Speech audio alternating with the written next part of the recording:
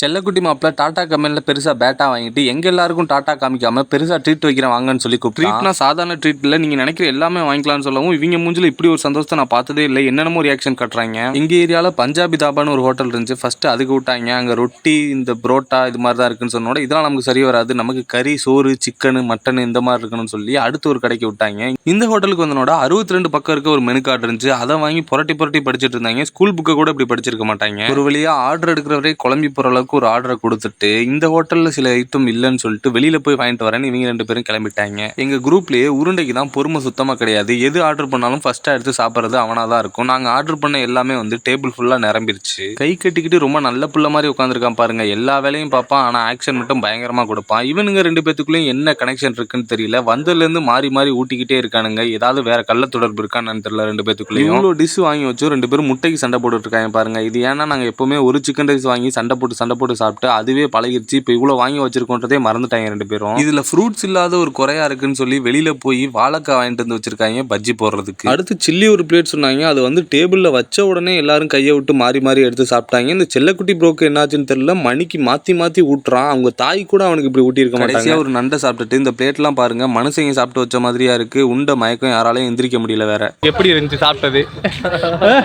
வயிறுலாம் பாருங்க, ஐயோ நடக்க கூட முடியல இவனாலாம், அந்த அளவுக்கு ஃபுல் ஆயிருச்சு.